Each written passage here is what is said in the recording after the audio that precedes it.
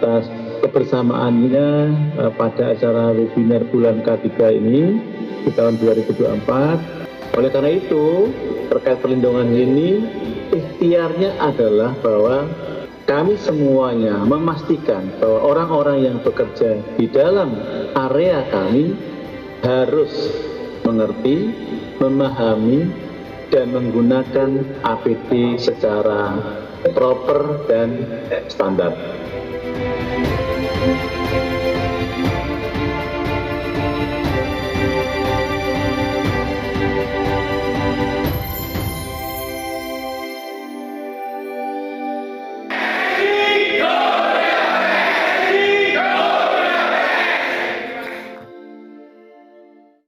Bismillahirrahmanirrahim. Assalamualaikum warahmatullahi wabarakatuh. Alhamdulillahirabbil alamin. Selamat siang. Salam sejahtera untuk kita semua. Shalom. Om Swastiastu. Namo Buddhaya. Salam kebajikan. Yang saya hormati Bapak Muhammad Supriyadi selaku VP of Land Operation Pabrik Bandar Gresik. Yang saya hormati pimpinan Semen Indonesia dan Safety Officer Transportasi, baik yang hadir langsung maupun via online. Termasuk sahabat saya Pak Wiryo dari Silop, matur nuwun atas undangannya, termasuk mohon izin kepada Bapak dan Ibu yang tidak bisa saya sapa satu persatu dikarenakan waktu yang insya Allah sehat berkah, amin amin Allahumma amin. Mohon izin Bapak, salam kenal, saya Muhammad Nur Fauzi dari BPTD kelas 2 Jatim dengan pimpinan saya Pak Akhiriansah. Langsung saja ke menu saja ya Pak. Oke, sambil menunggu ya, mohon izin kami dari Kementerian Perhubungan, Balai Pengelola Transportasi Darat kelas 2 Jawa Timur, termasuk pimpinan saya, beliau Pak Heriansah, beliau adalah penguji kendaraan bermotor. Kami dapat undangan untuk menjelaskan tentang transportation management. Oh ya, mohon izin, saya ucapkan Bismillahirrahmanirrahim, peringatan bulan K3 Nasional tahun 2024 mudah-mudahan berjalan dengan lancar. Ayo kita tepuk tangan dan kita kasih senyuman dulu Bapak, biar lebih semangat lagi ya. Alhamdulillah saya tadi dikasih tahu sama Pak Wiryo bahwa di sini adalah safety officer semua, mantap. Dan saya lihat dari 4 pilarnya mantap semua isinya. Jadi salam dari pimpinan saya, Pak Kasih saya, beliau adalah asesor K3, belum bisa datang ke sini. Namun melihat 4 pilar itu, Pak Kasih kami bangga dan senang. Namun mudah-mudahan itu terlaksana dengan baik. Insya Allah jika 4 pilar tersebut terlaksana dengan baik, saya jamin 90% aman. Karena memang isinya istimewa 4 pilar tersebut Bapak. Langsung ke menu saja Bapak. Oke, next satu lagi di halaman 2.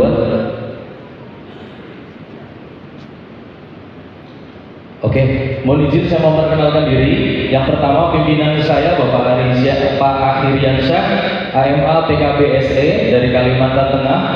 Beliau adalah penguji kendaraan bermotor dari BCD 1 Ekonomi, penguji kendaraan bermotor, dan pada dahulu pernah menjadi Korsatpel di Kalimantan Tengah.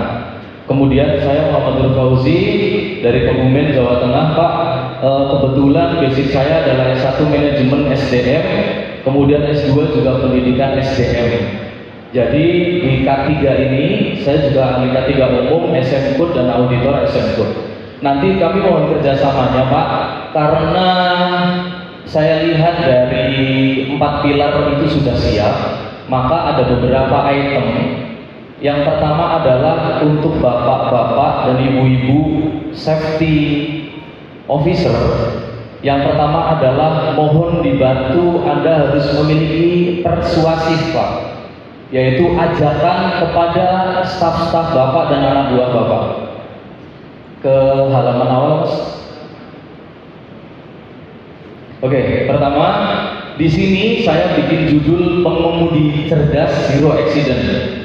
Artinya banyak orang-orang pintar di sini sudah Pak, pengemudi-pengemudi yang sudah berklasifikasi ahli. Namun kenapa masih banyak sekali kecelakaan? Di sini saya sampaikan pengemudi cerdas artinya adalah pengemudi yang ketika melakukan sesuatu pas aja. nol accident Pak. Slogan kami sekarang bukan hanya safety first, utamakan keselamatan, tetapi zero accident. Pertama, mengawali disiplin pada diri sendiri. Bapak-bapak dari officer mohon dibantu persuasifkan ke staf-staf Anda Pak, ke driver-driver Anda. Yang pertama adalah pengemudi merupakan SDM yang sangat penting. Sekali lagi, pengemudi merupakan SDM yang sangat penting. Yang kedua adalah kendaraan sebagai aset kita. Tanpa kita menjaga aset kita, maka berbahaya Pak. Kemudian yang terakhir adalah kepentingan atau muatan. Next. Satu lagi. Oke. Keselamatan dan kesehatan kerja. Bapak Ibu pasti tahu K3 itu apa? Intinya di sini adalah apabila Bapak terjadi kejadian Pak. Oke. Apabila terjadi kejadian, alhamdulillah, siapa yang terkena seret, semua elemen kena Pak. Yon ngapunten, Bapak, Ibu di sini sebagai safety officer, menurut saya sangat bertanggung jawab di situ. Safety officer. Kemudian apabila Bapak terjadi kejadian ini, baik menimpa di staf Bapak harus lihat ini dulu. Pertama, jika terjadi kejadian, tidak bisa bekerja Pak. Yang kedua, aset rusak. Siapa yang rugi? Yang rugi semuanya Pak. Perusahaan pasti rugi. Bapak meskipun hanya safety officer, mohon izin, tetapi apa? Bapak memiliki tanggung jawab yang luar biasa terhadap aset perusahaan. Kemudian setelah aset rusak, apa yang terjadi? Tidak profit. Setelah tidak profit, pemasukan terhambat pastinya, baik perusahaan maupun Bapak. Kedua adalah imbas di keluarga. Terkadang kita sebagai K3 Pak, kita dituntut menyadarkan operator-operator bagaimana caranya mereka sadar dan tertib Pak. Kita paham keselamatan, tapi bagaimana kita memberikan persuasif ke mereka untuk sadar Pak. Sulit atau tidak, Bapak bisa jawab sendiri dan bisa merasakan selama ini menjadi safety officer. Next. Oke, kenapa ada K3 Pak? 7 fungsi dan tujuan K3 pasti Bapak hafal. Salah satunya mencegah kecelakaan di cedera, menjaga kesehatan dan kesehatan kerja karyawan di tempat kerja. Kalau yang nomor 1, mencegah kecelakaan dan cedera kerja, Bapak tahu pasti apa yang harus Bapak lakukan. Tetapi banyak safety officer yang tidak mengerti di poin 2 Pak. Poin 2 adalah menjaga kesehatan dan kesejahteraan karyawan di tempat kerja. Bapak tahu nggak sopir Bapak sesehat apa? Nanti kita bahas tentang kesehatan mereka Pak. Kemudian meningkatkan produktivitas, menurunkan biaya yang timbul akibat cedera dan kecelakaan, Bapak pasti tahu itu, memperbaiki citra perusahaan di mata masyarakat, dan meningkatkan mutu produk. Di situ slogan saya, jika aman cuan meluncur, bojo tersenyum Pak. Kan gitu ya. Kita pulang tenang Pak. Oke, next. Tapi pernahkah Anda berpikir jika Anda kecelakaan, naudzubillah min dzalik, di kecelakaan kerja saya pernah alami 2 kali Pak. Kebetulan dulu saya nakoda di kapal penumpang Tabu Tongkang, dan dulu pernah sekali ikut kapal semen curah. Bapak pernah nggak berpikir apabila ini terjadi, Bapak mungkin safety pasti bertanggung jawab di situ, apalagi HSE, Health Quality Control, QC pasti bertanggung jawab. Bapak sebagai safety-nya punya kewajiban di sini Pak. Bayangkan gambar di depan ini ada gambar kita Pak, alhamdulillah balik. Tapi mau nggak mau ini di depan ada pilihan kita Pak, safety atau terjadi. Ketika pertama Bapak lihat perempuan yang lagi tidur di atas kain putih. Kemudian yang sampingnya kita lihat anak, kita punya anak, kita punya istri.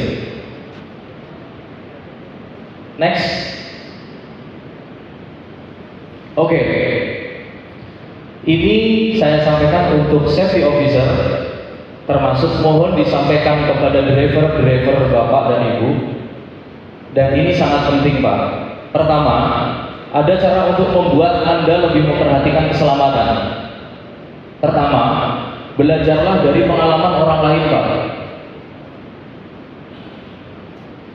Kenapa harus begitu? Kita tidak perlu celaka untuk belajar. Ketika ada orang lain celaka, kita lihat orang celaka itu karena apa, Pak? Orang celaka apa yang terjadi setelah itu? Baru kita sadar. Ketika saya mengalami kecelakaan 2 kali, pertama kebakaran di atas kapal, setelah itu kapal tenggelam, 2 kali kejadian, saya ceritakan kepada orang-orang. Pertanyaan saya, apakah Anda ingin mengambil hikmah dari situ semua, atau Anda ingin melaksanakan itu, ingin terjadi, habis itu baru sadar? Begitu ya, Pak? Kemudian, pikirkan efek negatif. Bapak bisa persuasifkan ke driver Bapak. Bapak sampaikan, kalau kamu kejadian, jika cacat, apakah kamu bisa bekerja? Tidak, Pak. Terus kemudian jika meninggal, yo ngapunten nggih. Ada orang yang saya sampaikan begitu, jawabannya Pak Wiryo ini ketawa saya ceritakan tadi. Pak, ngapunten, jika Anda meninggal, kasihan, Pak. Siapa yang bertanggung jawab? Jawabannya beliau begini, alah Mas, umur sing kuwasa sing ngatur. Gitu ya, Pak. Setelah itu saya tanya lagi, gimana tentang anak istri Anda setelah Anda tinggal? Weh, bisono asuransi, Mas. Saya putar lagi. Oke, asuransi itu apakah bisa membuat menjamin anak dan istri Bapak bangkit? Paling asuransi habis di 3-5 tahun. Iya, Mas, sing kuoso. Tapi ada satu kata, bagaimana cara kita menyadarkan orang itu. Ini mohon maaf agak kasar, tapi beliau diam ketika sahabat saya bilang, istrimu cantik, jadi janda diambil sama duda, hartamu dimanfaatkan. Orang itu diam dan berpikir. Maka apa yang harus kita lakukan untuk menyadarkan mereka?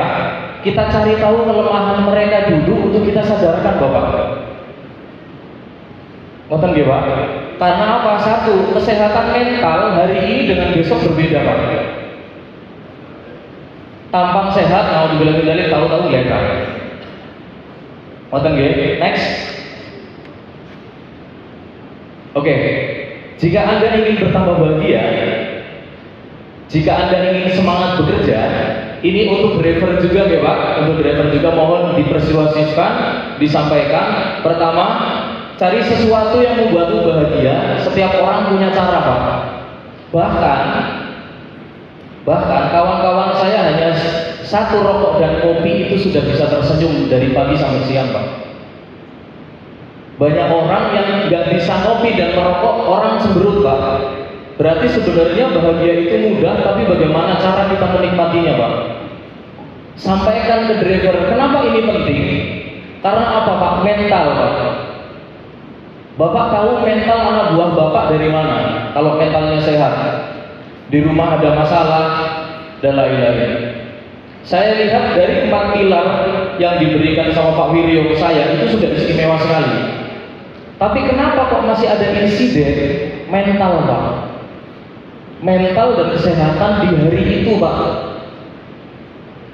Pikiran kacau dengan hidung pilek, bahaya mana, Pak? Pikiran kacau. Gitu ya, Pak. Jika Anda ingin berhati-hati, carilah sesuatu yang membuatmu sangat takut. Contoh, dia yang kecelakaan cacat, mau dibilang-bilang. Seperti saya dulu, ketika saya olah berat kapal, bagaimana ketika saya sandar, kapal ketabrak, guling, yang tanggung jawab saya. Akhirnya saya harus hati-hati. Tolong berikan ekstrak seperti itu Pak. Persuasifkan dari safety officer kepada staf-staf Anda. Ini sebenarnya kalau ada orang yang operator langsung, kalau dikasih lihat ada beberapa foto-foto seperti itu, mungkin ada salah satu yang menangis. Ingat janda diambil sama duda ya. Oke, next Pak. Oke, apa itu pengangkutan? Bapak sudah tahu di situ. Yang jelas pengangkut dari satu titik ke titik lain. Itu aja. Next, kendaraan. Apa yang dinyatakan lain? Apakah Anda tahu? Tahu banget atau tahu biasa? Bapak sebagai officer, safety officer, paling tidak meskipun Anda tidak nyetir tapi Anda tahu. Ngoten nggih? Yang saya tahu adalah K3 las biasanya basicnya las. Tapi kalau K3 bagian safety officer mengemudi, belum tentu beliau mengemudi, betul ya Pak? Kalau K3 las biasanya pinter ngelas Pak. Tapi kalau K3 yang mengenai driver, belum tentu beliau punya B2 Pak. Kita hanya bisa bilang hati-hati Pak. Tapi bagaimana kita persuasifkan mereka supaya mereka sadar? Oke, next. Mohon waktu sebentar.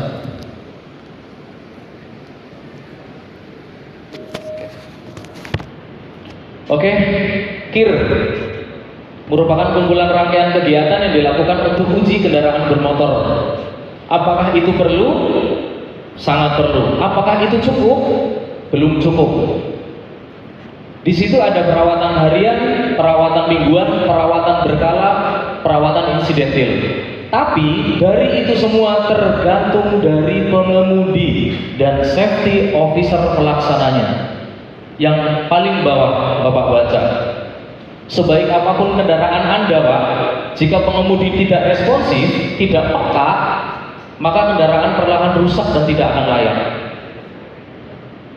Gitu nggak Pak? Next. Oke.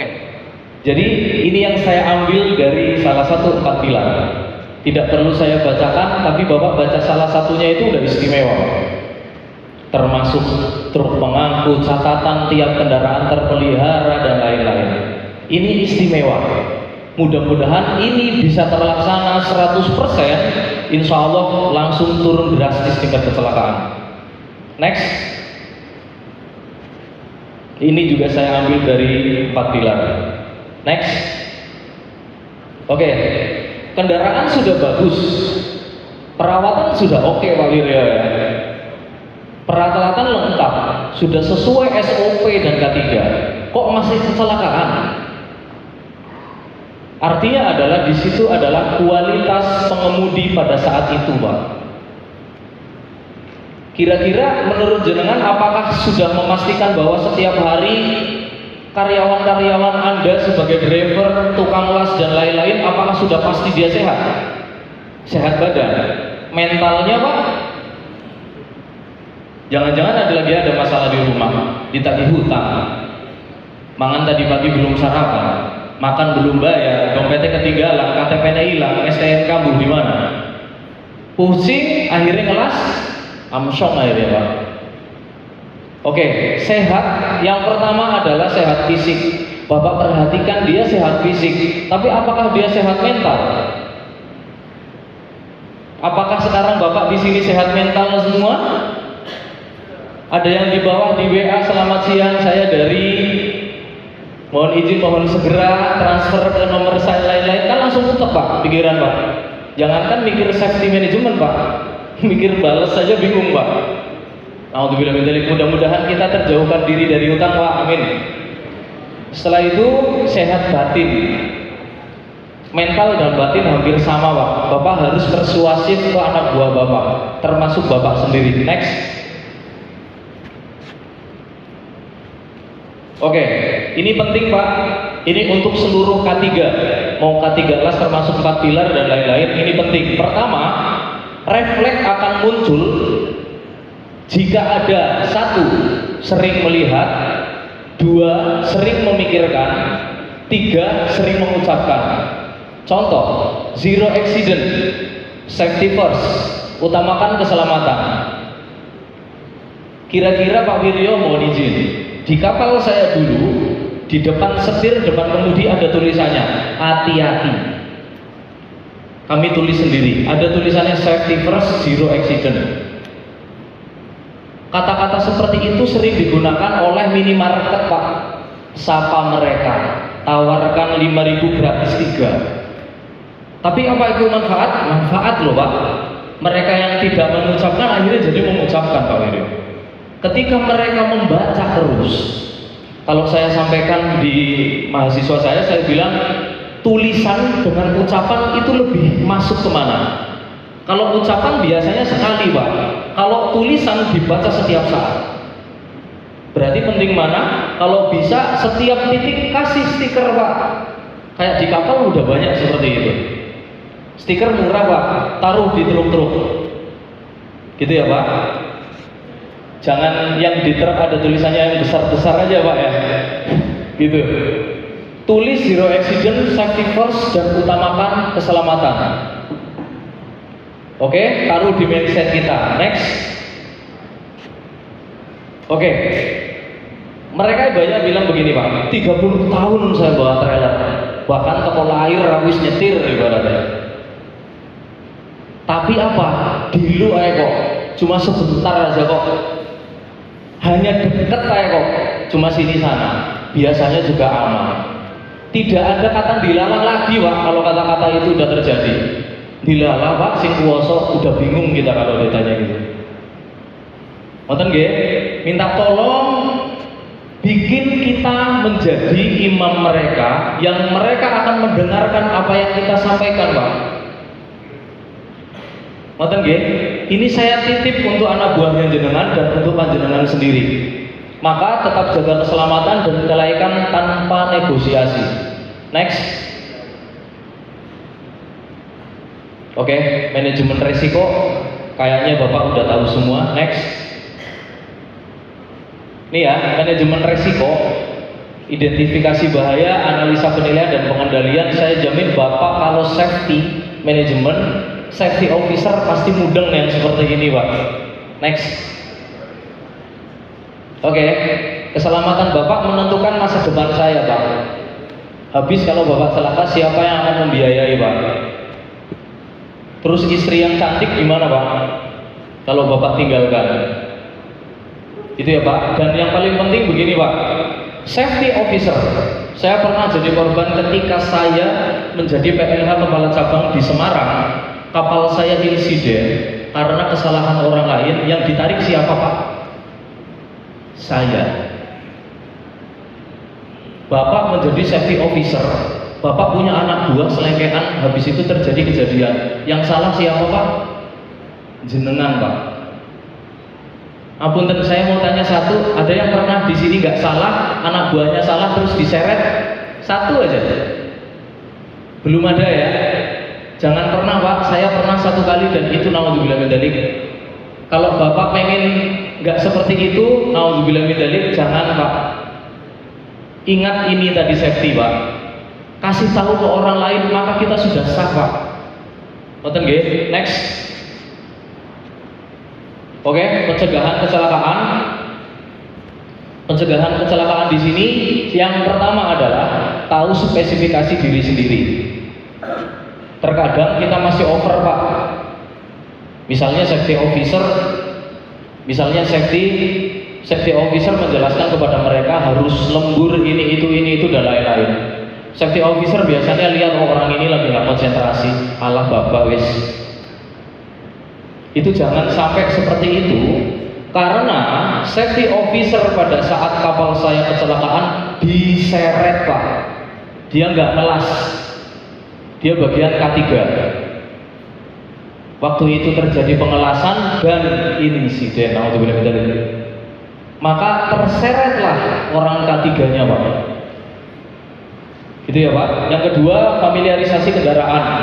Jangan biarkan misalnya kelas sekalipun, jangan biarkan orang yang belum familiar di alat itu belum familiar di titik itu, dibiarkan lepas tanpa bantuan, tanpa pengawasan.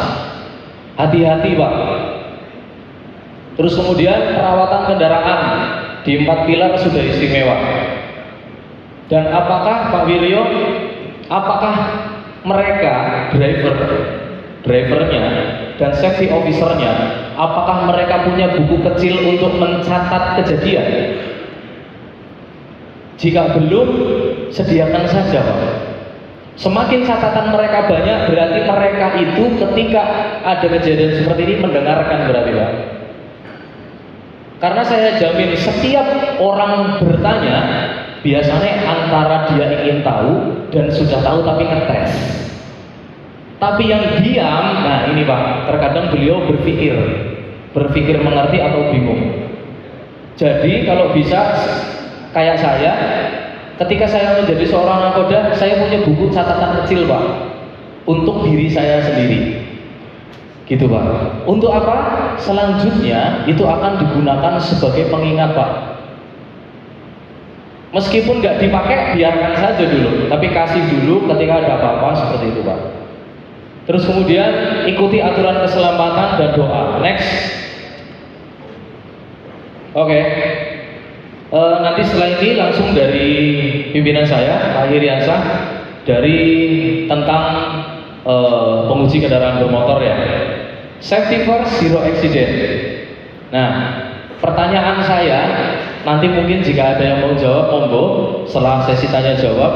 Pertama, apakah Anda sudah punya buku catatan pribadi untuk safety officer? Nah, mantap nih Pak. Mantap Pak.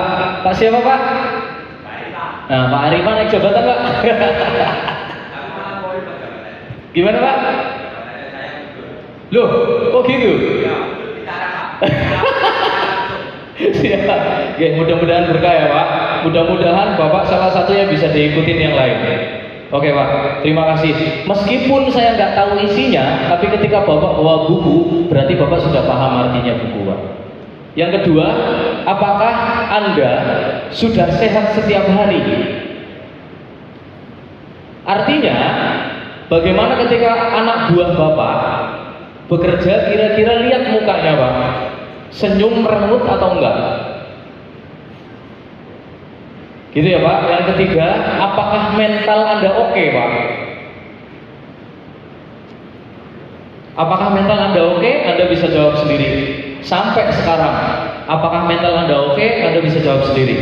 Kemudian, nah ini yang penting Pak, K3, keselamatan dan kesehatan kerja.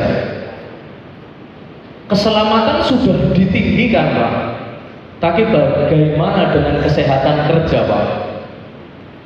Apalagi nyungapunten safety officer yang kerja selalu lembur, habis itu ngemol, tambah putek pikirannya Pak.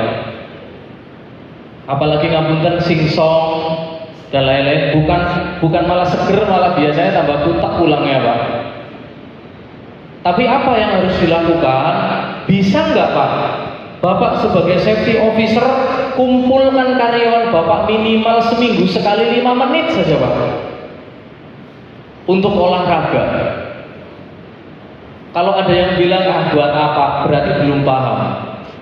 Di instansi kami sudah mulai setiap hari Jumat sudah mulai lari dan olahraga Pak, setengah jam seminggu sekali, untuk membuang rasa penat dan suntuk. Pertanyaannya adalah, coba Bapak bisa tanya ketika ada truk nabrak dan yang disalahkan bukan enggak, ibu ada motor nabrak truk misalnya. Tapi apa? Bagaimana refleks driver Anda? Bagaimana kesehatan mental driver Anda Pak? Itu penting, harus Bapak lihat. Terus kemudian, sudah punya stiker himbauan atau belum? Bapak menyampaikan satu kali dengan stiker ditempel zero accident akan selalu dibaca. Sebagai contoh, ngapunten Pak, Bapak ketika selalu bilang ngapunten, CUK, okay? Kata sopannya, kata gengnya Surabaya, okay? Kata seperti itu, ketika Bapak dikageti, pasti munculnya CUK. Tapi ketika dari kecil ini benar Pak, Bapak boleh buktikan. Kalau setiap saat astagfirullahaladzim, subhanallah, ketika Bapak insiden, dikageti kayak kesandungnya, pasti akan muncul istighfar Pak. Dan itu sudah sering terjadi. Apakah Bapak bisa ketika kebiasaan bilang CUK kemudian ketika didor astagfirullah? Mustahil. Itu ya Pak, itu sarannya untuk kami. Yang kedua, ini yang terakhir, nanti setelah ini Pak Akhiriansyah, mohon dibantu, ya, untuk dari perusahaan Pak, mohon dibantu. Kalau bisa, pimpinan diadakan public speaking Bapak, untuk persuasif. Misalnya contoh, hari ini kita bahas ini Pak. Apakah Bapak yakin bahwa mereka bisa nyimpen kata-kata saya kemudian disampaikan ke mereka? Mungkin hanya 20-30% yang nyantol Pak. Tapi jika mereka punya public speaking ke mereka, maka apa? Mereka tahu caranya ngomong ke driver, tukang las dan lain-lain. Itu aja. Mohon izin Bapak Akhiriansyah berkenan ke atas untuk menyampaikan.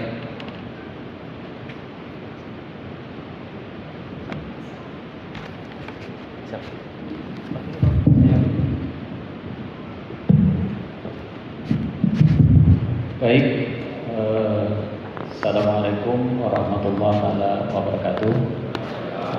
Karena waktunya sudah siang, selamat siang. Terima kasih, saya sudah diberi kesempatan untuk menyampaikan sedikit pengalaman, Pak ya. Saya di sini bukan menggurui, karena di sini sudah banyak pejabat-pejabat yang selaku pengawas, itu kan sudah levelnya ini ya. Saya lebih berbagi pengalaman apa yang sudah sering saya dapati. Kebetulan, tapi izin saya perkenalkan diri dulu. Saya Akhiriansyah.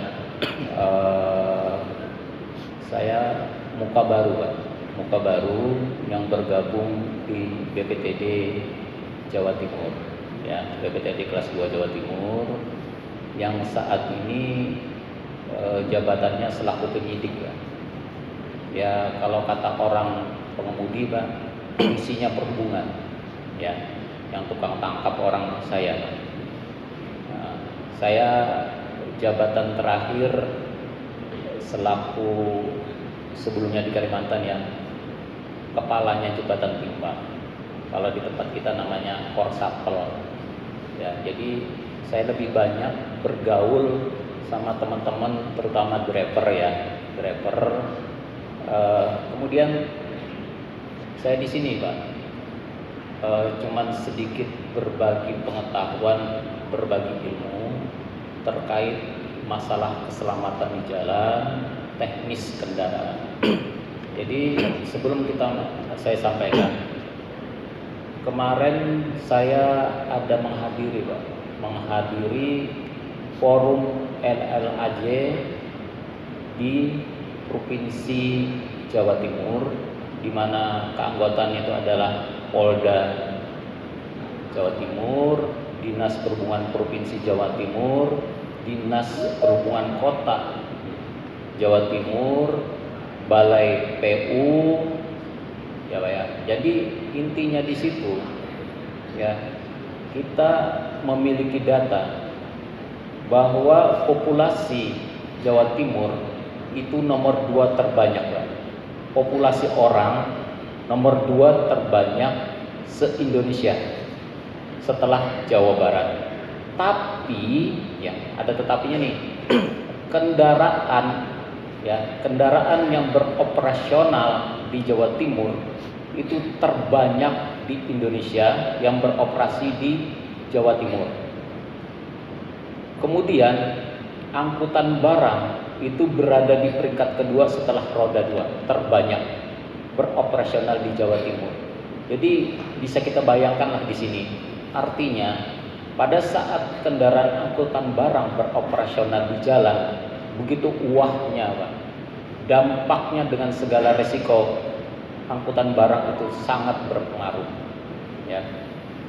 Dan juga kemarin saya dapat data sampai dengan Januari, tanggal 13 Januari Pak, korban meninggal dunia itu sebanyak 212 orang. 212 orang. Jadi kalau kita hitung per hari di atas 10 orang Pak.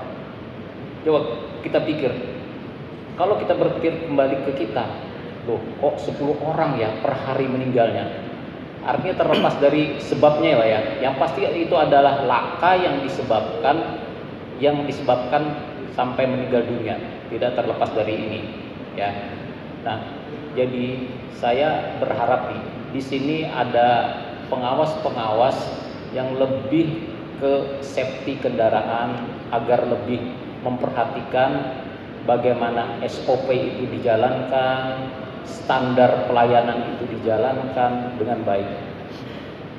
Pengalaman saya pernah Pak, saya mendampingi KNKT. KNKT kan bukan sembarangan bisa turun Pak ya ke lapangan. KNKT dia dapat turun ke lapangan mengidentifikasi permasalahan adalah 4 orang meninggal dunia. 4 orang meninggal dunia yang disebabkan oleh apapun kecelakaan itu baru KNKT turun.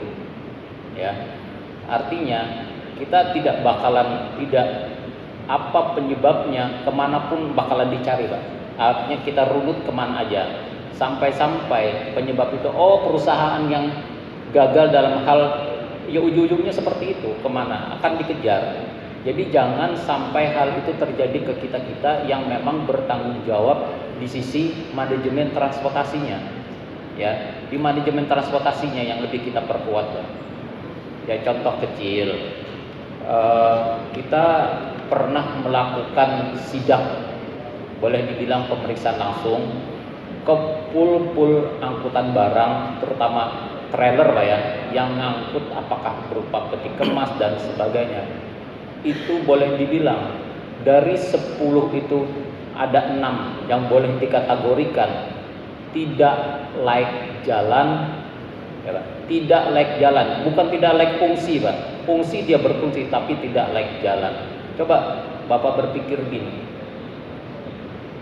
trailer itu kan dia terhubung ya antara traktor head dengan tempelan kan. Nah, sekarang coba kita bayangkan Pak, penghubung itu antara traktor head dengan tempelan, rem, kabel penghubung ke belakang kok nggak dipasang gitu loh, tidak terpasang. Artinya gimana? Pada saat melakukan pengereman, kemampuan hanya diandalkan khusus ke traktor head. Ya iya kalau jalannya lempeng Pak, jalannya nggak menanjak atau menurun. Artinya mampu tidak traktor itu sendiri menahan beban seberapa beban yang dibawa. Jadi di sini saya berharap jangan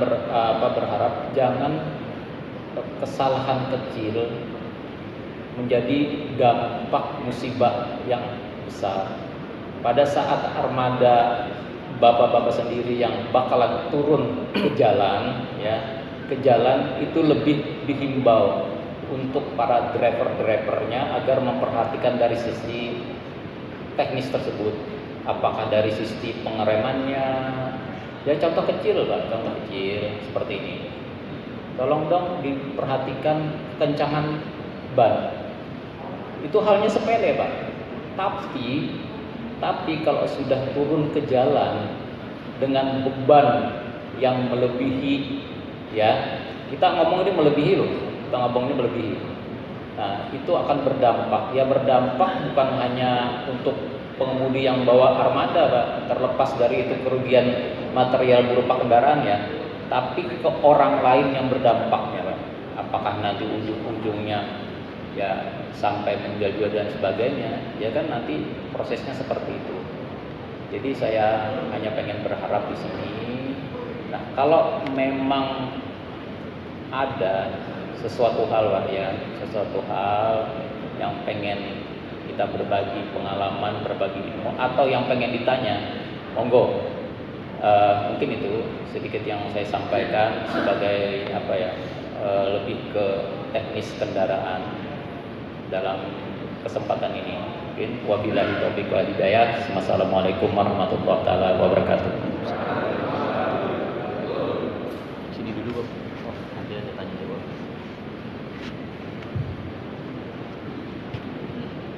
Baik, terima kasih kepada Bapak Muhammad Nur Fauzi dan juga Bapak Ahiriansah. Kita lanjut ke diskusi dan tanya jawab ya Bapak. Betul. Baik, Bapak Ibu yang kami hormati, kami persilahkan. Oke, baik. Minta tolong Bapak.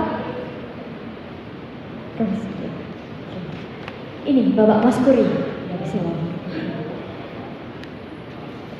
Baik, dipersilakan Bapak Mas Kuri.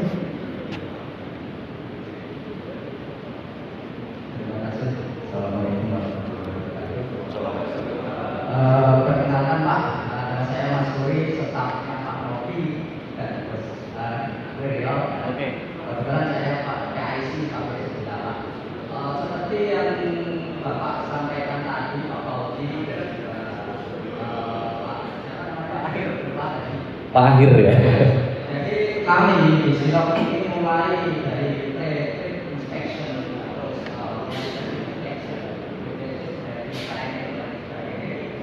sudah kami lakukan untuk awareness kami jalan raya. Kita tahu jalan raya itu termasuk tempat yang paling berbahaya setelah medan. Pertanyaan saya, setelah dari internal kita secara kami transportasi darat ini, kami ini sudah bergerak.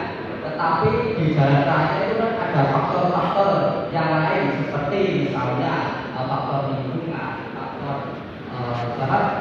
pengguna jalan lain. Seperti kejadian yang kemarin tanggal 9 Januari yang saya tangani Pak, di daerah di pasar di daerah Tabanan. Jadi kita kami lahar di sana.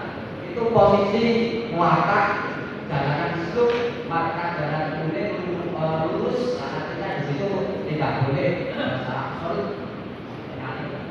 Akan tetapi ada bus pariwisata ini melakukan semacam nyalip tapi tanggung dua. Nah ini akhirnya apa yang terjadi?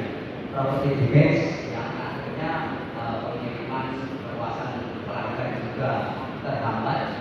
Nah, pertanyaan saya tadi Pak, bagaimana cara kita memanage, apalagi dengan saya sangat tertarik dengan transportation management ini, bagaimana caranya supaya dari kita ini sudah berhati-hati, tetapi kita jangan sampai menjadi korban, karena dengan adanya media sosial ini seringkali apa ya, berita itu tidak sesuai dengan apa, tidak sesuai dengan real atau fakta. Pertanyaan saya yang kedua terkait dengan tadi yang disampaikan, bagaimana caranya kita sudah mengenal bertukar tentang bagaimana caranya supaya keistiqomahan atau konsistensi itu tetap terjaga dan tidak. Terima kasih. Saya akhiri. Baik, terima kasih Bapak Mas Kuri. Mungkin bisa dijawab Bapak. Pak, izin tepuk tangan dulu Pak, biar semangat Pak, sambil kasih senyuman. Pak, matur suwun sangat, itu yang paling penting. Tadi juga Pak Wiryo ketawa saya jawab itu. Itu pertanyaan yang sangat bagus. Intinya begini Pak, bisa masuk ke tempat tadi nggak Mas? Yang terakhir. Jadi gini Pak, kalau misalnya ada seseorang yang biasanya kan tahu ya, belok kanan ritingnya kiri, truk lewat, nabrak dar. Di dalam K3 siapa yang disalahkan? Kita Pak. Di dalam K3 siapa yang disalahkan? Kita, bukan truk. Kita. Artinya apa? Tadi di sini yang poin 2 Bapak. Apakah yakin Anda sudah sehat setiap hari? Mohon izin Bapak, ketika kita nyetir saja ya, kita nyetir mobil Pak. Kalau kita lagi bludrek, ngantuk, ngalamun, ada orang belok kanan setir kiri, kita ngedeng Pak. Kan gitu? Tapi apabila mental kita sehat, makanya itu Pak, saya tadi bilang ke Pak Wiryo juga, saya tanya, Pak Wiryo, truk orang-orang truk ini ada nggak untuk olahraganya Pak? Ini mungkin terlihat seperti lucu Pak ya, alah kayak olahraga, nyetir loh wis nyampe ibaratnya Pak. Tetapi apa? Untuk kesehatan mental kita nggak bisa paksakan Bapak. Kalau kesehatan badan kasih obat. Kalau kesehatan mental obatnya apa Pak? Kan ngoten nggih? Itu yang pertama. Yang kedua,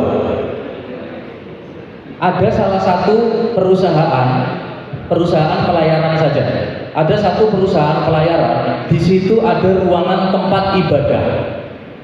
Yang lucu, mohon maaf ya, yang lucu adalah tempat ibadah tersebut bukan hanya untuk tempat ibadah, tapi dipakai untuk berdiam diri. Coba Bapak pernah nggak? Ini ilmu K3 psikologi ya Pak. Bapak pernah nggak sehari saja Bapak duduk di tempat, ini namanya kalau ngapunten muslim iktikaf, berdiam diri. Coba Pak Wiryo lagi capek Pak. Coba 10 menit saja Pak, Bapak diam seperti yoga, tarik nafas panjang, turun, tarik nafas panjang, turun. 10 menit tidak ada perubahan dalam seminggu, tolong telepon saya Pak. Ini teori yang sudah berjalan panjang Bapak di K3 psikologi. Kalau Bapak sering putek, sering bludrek, ngapunten, jangan ketunjungan Pak. Ketunjungan metu kelambi 400.000 tambah bludrek pikirannya. Tapi apa? Kalau Bapak masih belum bisa main, belum bisa libur, berdiam diri saja di truk misalnya 10 menit nafas. Ini ngapunten, untuk kita-kita yang di lapangan, waduh gak ono mutune. Tapi kalau nggak percaya, Bapak boleh coba ini sehari 10 menit 1 minggu Pak. Kalau hidup Bapak tidak ada perubahan lebih indah, Bapak bilang ke Pak Wiryo, nanti Pak Wiryo ngomong ke saya namanya siapa. Nanti kita ketemuan, teleponan, tak kasih tahu caranya Pak. Dan ini bukan teori saya, ini teori sudah kemana-mana Pak. Ngoten nggih? Bapak izin ada tambahan? Monggo. Baik Mas, saya coba membahas secara teknis ya. Di jalan itu kan sudah dilengkapi dengan berbagai fasilitas ya. Apakah itu rambu, apakah itu marka, apakah itu guardrail, apakah itu PJO, itu sudah jelas. Tapi kita dalam tata cara berlalu lintas kan ada etika nih, ada etika. Contoh kecil nih, jalan tersebut tidak memungkinkan untuk menyalip atau mendahului. Mungkin nggak kita mendahului lewat kiri? Saya tanya sekarang. Mungkin nggak kita menyalip lewat sebelah kiri? Dalam aturan berlalu lintas nggak boleh. Ya, nggak ada tuh namanya sen kiri, nggak ada sebenarnya. Kita pakai sen kiri untuk mendahului itu nggak ada. Dalam aturan lalu lintas kita mendahului itu lewat kanan. Tapi dulu kita lihat dulu di jalan tersebut markanya marka solid atau marka putus, Pak. Kalau marka putus is okay, memang betul sesuai aturan. Tapi kalau itu marka solid, nggak boleh Pak secara. Makanya di Indonesia, saya ngomong di Indonesia di negeri Wakanda ya Pak ya. Nah, hukum di Indonesia siapa yang besar dia salah. Betul nggak Pak? Kecelakaan antara truk, padahal itu yang nabrak sepeda motor, yang salah siapa? Truknya, dengan berbagai alasan. Itulah katanya. Tapi sebenarnya kalau kita analisa, kita betul-betul nggak 100% salah. Itulah. Wong mobilnya lagi ganti ban kok, lagi perbaikan, lagi ganti ban serep, ditabrak di belakang kok disalahkan. Banyak Pak kejadian seperti itu, banyak kejadian di jalan tol. Ya, sebenarnya sini saya kan kebetulan di sini ada pengawas terkait ini Pak ya, muatan barang Pak ya. Ya, nah ini jadi gini, saya sekedar memberikan informasi Pak. Untuk di Jawa Timur ya, yang kita lakukan pengawasan khususnya di jembatan timbang itu adalah toleransinya 20-30%. Mungkin Pak 20-30% apanya Pak? Kan seperti itu ya. Itu 20-30% itu dari JBI Pak. Artinya JBI itu tergantung dari besarnya kendaraan. Artinya semakin besar kendaraan semakin besar pula lah JBI-nya. Contoh, JBI-nya 1 ton, ya tinggal ditambah dong, 1 ton tambah 20%. Itu loh toleransinya, artinya boleh melebihi sebesar 20-30%. Itu loh Pak. Jadi harap dipahami dulu yang namanya toleransi untuk yang berlaku di jembatan timbang. Tapi jangan kaget, tapi itu enggak 100% Pak. Maksudnya tidak mungkin kita mampu menerapkan itu, apalagi yang digaungkan pemerintah zero odol. Over zero artinya bebas odol, over dimensi overload. Ya, walaupun itu hanya digaungkan, tapi kita pelan-pelan menerapkan. Ya memang tujuannya kita tidak lain Pak, untuk keselamatan. Jadi itu tadi Pak ya, kalau selama kita sudah taat berlalu lintas, ya dengan melihat situasi dan kondisi jalanan yang kita lalui, insya Allah selamat kok sampai di tujuan. Yang penting kita nggak bawa emosi di jalan. Ya, kalau udah disalib pakai ini, nggak mikir lagi, udah tancap juga kejar kan gitu loh. Itulah cikal bakal laka tersebut gitu loh. Mungkin itu Pak yang mungkin bisa saya tambahkan. Terima kasih. Baik, terima kasih Pak Fauzi dan juga Bapak Ahiriansyah. Bagaimana Pak Muskuri? Oke, terima kasih. Baik Bapak Ibu, apakah ada pertanyaan untuk materi yang tadi sudah disumbangkan oleh Bapak Fauzi dan juga Bapak Ahiri? Bisa angkat tangan? Monggo, ada yang bertanya? Dipersilakan Bapak Ibu sekalian. Yang materi juga masalah tujuan materi. Tapi yang terkait dengan perhubungan ya. Oke, jika belum saya mau tanya Pak, mohon izin, apakah safety officer di sini sudah K3 semua atau belum? Pak, izin Pak Wiryo dan Pak. Untuk safety officer di sini, apakah mereka sudah AK3U semua atau belum Bapak? Oh sampun nggih, alhamdulillah, berarti sudah sadar K3 semua. Amin. Mungkin ada lagi Pak, satu lagi? Gak ada? Monggo, saya Pak tanya. Monggo. Pak, terkait muatan gimana? Kan disampaikan di jembatan timbang. Salah satu penyebab kecelakaan di jalan mungkin kan dari muatan, terutama truk-truk besar itu ya. Ada yang mungkin pengikatannya nggak kenceng, jatuh, membahayakan orang lain, atau yang oversize mungkin Pak. Nah di jembatan timbang sendiri itu yang menentukan apakah hanya dari beban muatan atau ada faktor lain Pak, misalnya dari pengikatan barang yang diangkut itu yang tidak aman atau dia yang oversize, misalnya yang angkutannya ringan Pak ya, kayak di sawah-sawah kan angkut damen pari itu loh Pak, itu sampai overload besar sekali, namun dari sisi beban dia tidak melebihi SBA-nya Pak. Ini bisa dipaparkan sedikit Pak. Terima kasih. Saya jelaskan dulu ya, yang sampai tanyakan itu bukan satu, itu ada beberapa macam. Saya bedakan antara overdimensi, overload dengan tata cara muat. Itu 3 pertanyaan itu tadi sampai jadikan satu loh, ya. Jadi gini, soalnya tadi kan pertanyaannya yang tinggi besar tapi nggak berat kan gitu. Itu dari kita bilang secara aturan namanya dari sisi tata cara muat, ya. Karena tata cara muat sendiri itu kan ada batas ketinggian. Ya contohnya kayak angkutan barang yang memuat kasur ringan tapi ditumpuk tinggi. Nah itu dari sisi tata cara muat pelanggarannya, guys. Nah kalau overload melebihi muatan itu berdasarkan yang saya sampaikan tadi, dihitung berdasarkan JBI kendaraan tersebut. Setelah dilakukan penimbangan, ketemulah angkanya apakah melebihi daripada batas. Oke. Nah kemudian kalau overdimensi ini adalah kendaraan yang dibuat melanggar dari spek teknis yang telah ditetapkan. Karena kan kita punya aturan tuh maksimal 2,5 meter atau 2.500 mm. Ya, itu maksimal loh Pak, kendaraan terbesar. Beda dengan kendaraan khusus, kita pisahkan ya. Kendaraan khusus itu dia beroperasional di wilayah khusus, di jalan khusus, di wilayah khusus, area khusus. Contoh, punya Bapak kan ada di Tambang tuh, kan kendaraannya besar-besar. Nah itu bukan di jalan, itu lepas dari aturan sesuai dengan Undang-Undang Lalu Lintas Pak.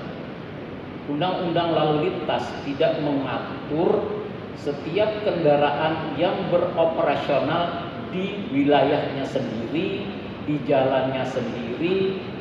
Tuh. Jadi jangan salah Pak, kok itu 3 meter lebih loh Pak, armadanya itu lebarnya. Oh, iya milih. Tapi bisa Pak, bisa suatu saat dia berada di jalan, artinya memindahkan dari satu titik ke satu titik dengan catatan, ya, dengan catatan dilakukan pengawalan, ya, pengawalan tadi digiring, ya, artinya dilakukan pengamanan di jalan, mengingat dimensinya yang melebihi dari aturan. Mungkin itu Pak, yang ya over dimensi, overload, tata cara muat. Baik Pak, terima kasih. Baik, terima kasih Pak Muhammad Nur Fauzi dan juga Bapak Akhiriansyah. Kita berikan tepuk tangan yang meriah untuk kedua narasumber kita. Mungkin terakhir bisa closing statement Pak. Closing statement saya tentang K3 saya tulis di sini. Bapak, Ibu, insiden bisa dituntaskan.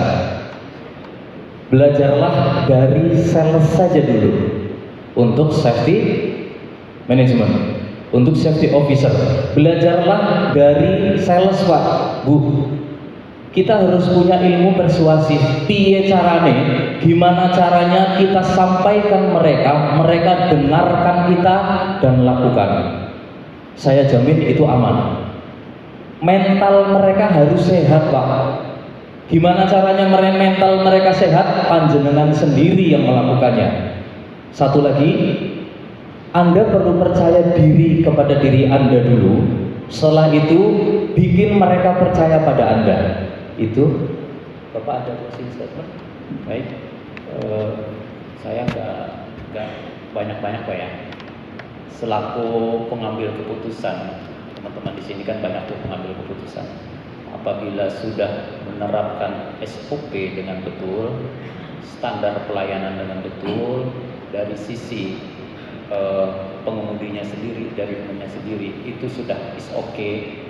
Jadi tidak ada alasan kita tidak mampu menekan laka tadi Pak. Ya, yang dibilang tadi 212 orang sampai dengan 12 Januari tadi, yang lebih dari 10 orang itu meninggal dunia, insya Allah itu bisa kita tekan, ya, dengan catatan seperti itu yang dilaksanakan.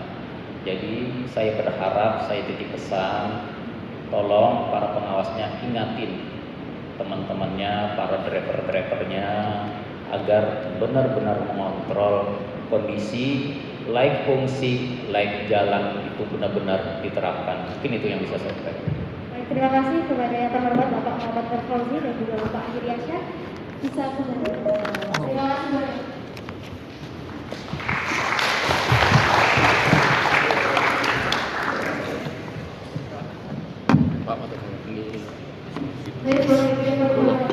Lagi kami ingatkan bagi peserta yang saat ini bergabung melalui online, kami ingatkan sekali lagi untuk mengisi link esensi yang sudah disediakan panitia di chatbox. Sekali lagi juga untuk bapak-bapak dan juga ibu yang sudah hadir di acara webinar peringatan Bulan K3 Nasional 2024, bagi yang belum mengisi daftar hadir di ruang auditorium di depan ruangan auditorium, kami persilahkan untuk mengisi daftar.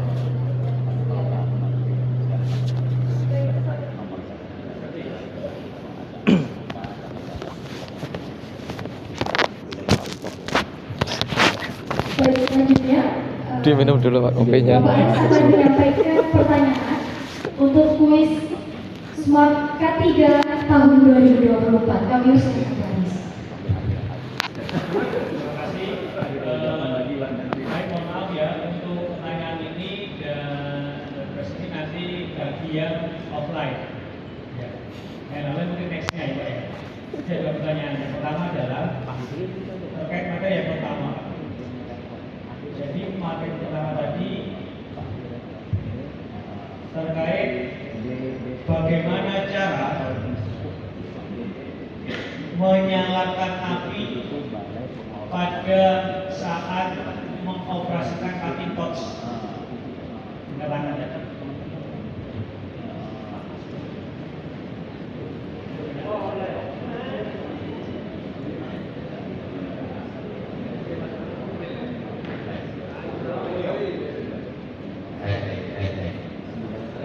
Tuh, nih. Mana Bapak?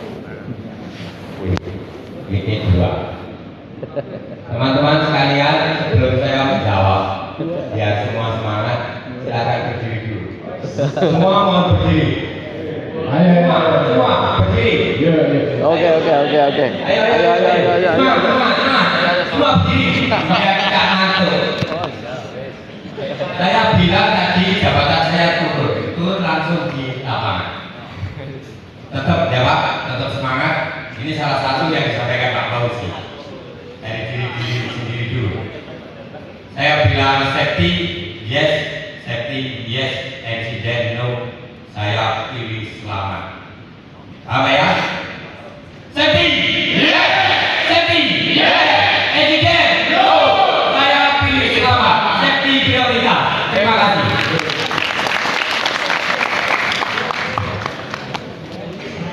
Mantap. Ya, itu yang saya bilang. Saya selalu turun di lapangan seperti ini.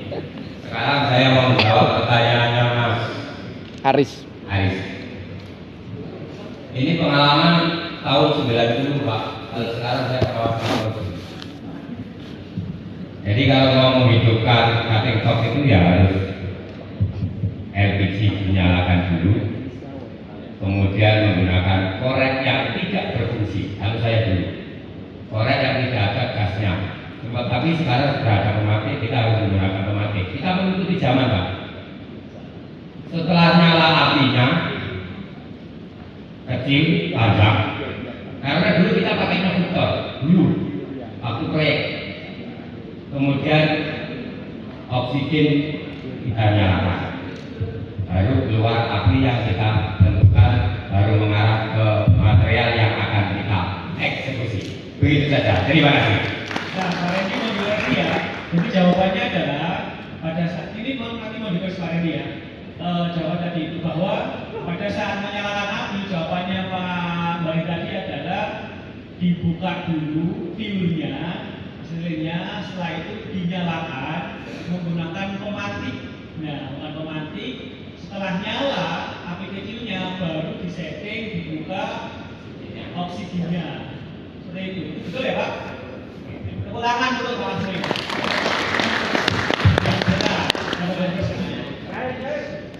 Cair. Ya, mungkin bisa maju Mas. Maju Pak Aris kan Pak. Mohon bantuan Pak Aris untuk memberikan hadiahnya Pak. Enggak usah di atas, di bawah aja.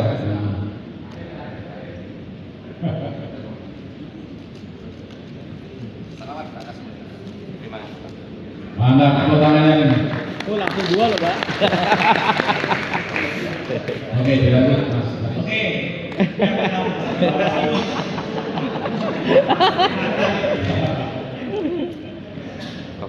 Yang kedua terkait materi transportation management safety. Tadi dijelaskan oleh Pak Fauzi bahwa ada 7 fungsi dan tujuan K3. Coba sebutkan 2. Kalau 7-nya repot, kasihan itu. 2 aja cukup. 2 saja. Itu loh.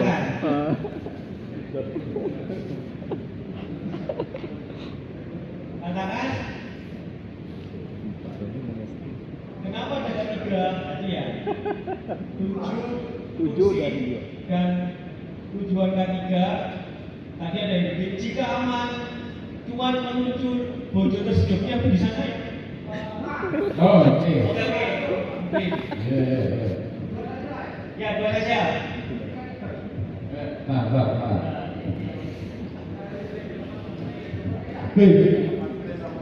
Ya Pak, langsung jawab saja. Yang pertama, mencegah kecelakaan dan cedera kerja. Dua, menjaga kesehatan pekerja. Itu aja Pak saya. Ya, betul. Terima kasih. Silakan.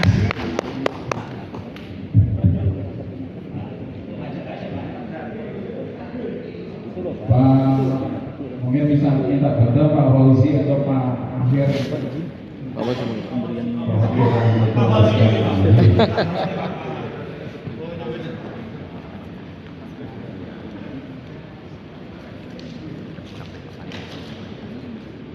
Tepuk tangan dong.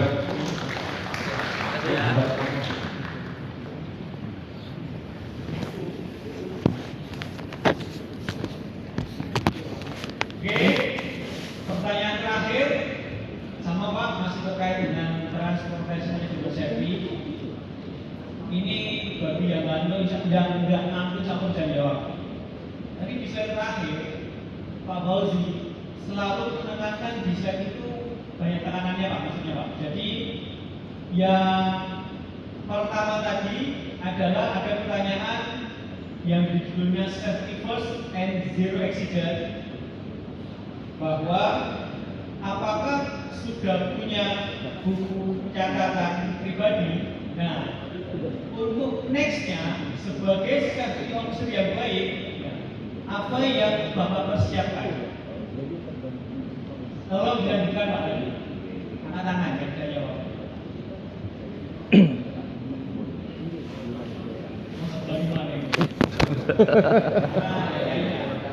Ayo silakan. Materinya ini kan sebagai instrumen bahwa sudah masuk ke audien ya, sudah diterima. Ada yang mungkin? Ketiga kan jawabannya ya. Apakah sudah titik-titik tidak persiapkan? Gampang itu Pak tadi. Beberapa kali Pak Fauzi menekankan di slide itu. Dan itu memang sangat penting sekali. Monggo teman-teman safety officer, teman-teman pengurus transporter, silahkan. Ya, ayo. Ya, Oke. Pak. Sip. Kamu kok salah, tenang ya. Gak dimarahin Pak. Terima kasih. Saya masukkan menjawab ya. Dari sehat mental, fisik dan batin. Apakah sudah sehat? Sehat, mental sehat, mental sehat, semua batin. Mana sudah Pak? Apakah sudah ada pengingat atas gerakan itu? Betul itu Pak. Terima kasih. Tepuk tangan. Ayo. Mungkin Pak. Izin Bapak, satu lagi. Gantiin Bapak yang penyerahan hadiah. Monggo. Bapak. Pak Akhir.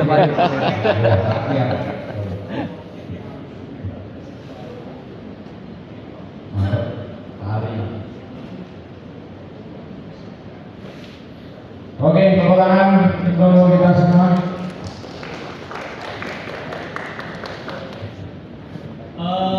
Kami sampaikan juga kepada tadi yang bertanya akan juga mendapatkan souvenir dari panitia.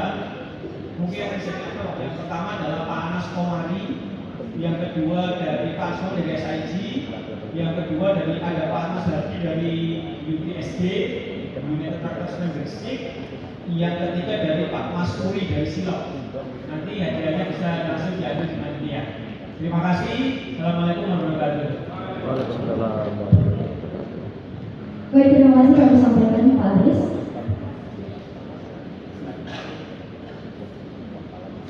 Bapak Ibu yang kami hormati, acara demi acara telah kita lalui bersama.